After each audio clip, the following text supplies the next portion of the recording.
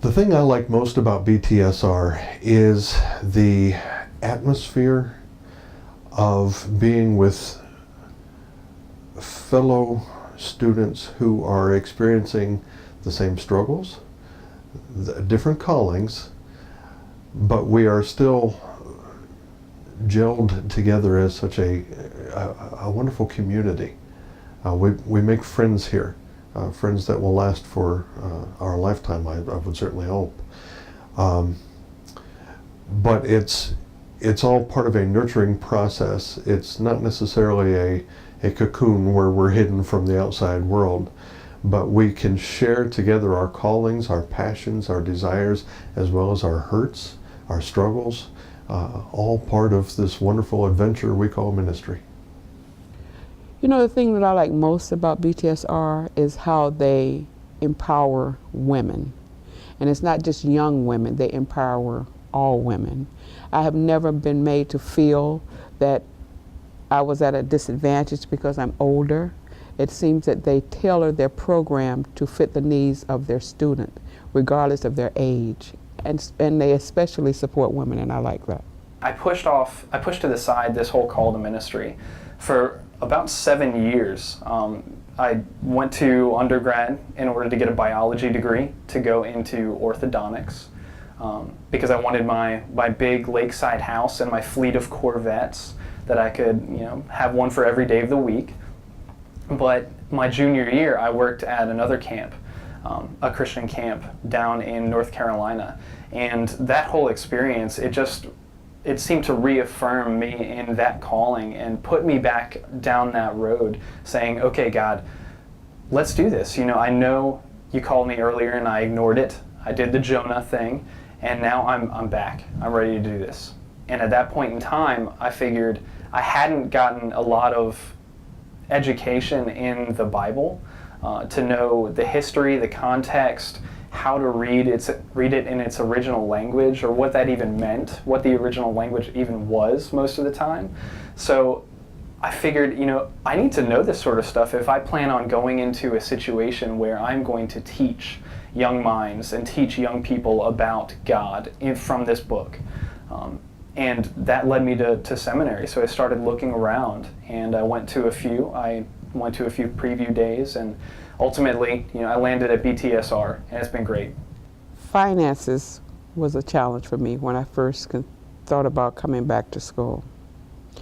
And I had to pray a lot about it because I had already incurred some finances when I got my master's in social work. So I was concerned about the high cost of pursuing another degree. But after praying about it and really thinking about what direction I wanted my career to go in, I felt that a master's in theology would really just better prepare me for where I was going. So I was willing to incur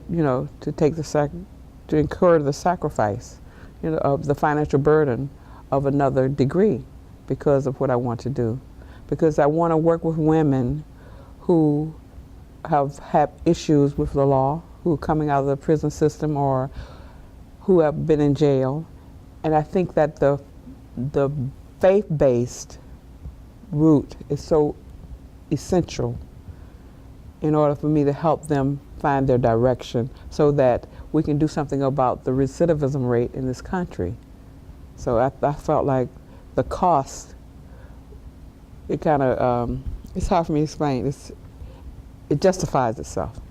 So a lot of my bivocational track along the way has been being a full-time student, or at least part-time student along the way, as well as ministering full-time in a local church, either as pastor or senior pastor.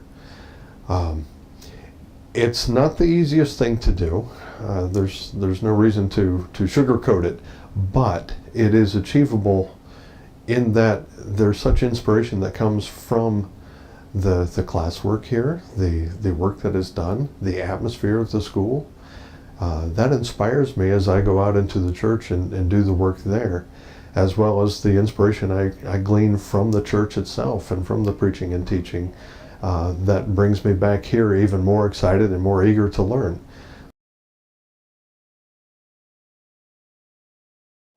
The classroom experience at BTSR has been really rich, very different, I think, depending upon the kinds of classes I've taught.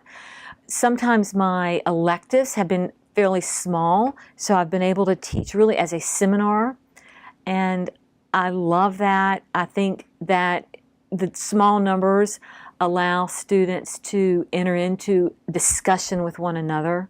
So we open whatever book we have, and we've responded, we've criticized, we've challenged one another. So I think there's very much of a liveliness in the classrooms. And the professors here have different styles, which we like to enjoy about one another, but I think they are all marked by a kind of liveliness and openness to students. And so I really see it as a conversation of learning, where we're here ultimately really to participate in the wisdom that God gives us.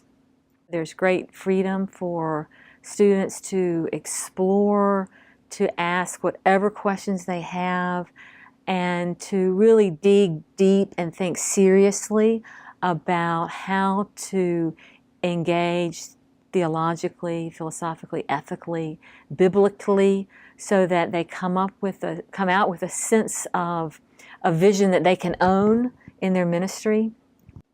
To be a faithful minister, one has to have a sense of his or her own vocation. And so we pay attention to that here. We have students talk about it, articulate it, say how it's shifted and changed. And in my way of thinking, vocation includes both our wills being transformed, but also our intellects, because God wants all of us. And so we are very much attentive to intellectual transformation. How can we engage these biblical texts in a way that communicates more liveliness to the congregation? How can we address some of the hard theological questions in pastoral situations, questions related to suffering, to death, questions about forgiveness? So I think we're really committed to that, addressing in the whole person and their development here. And I hope it's been my experience as students have come through our program that they have been transformed, not only by what we do, but we ultimately say by what God is doing with them.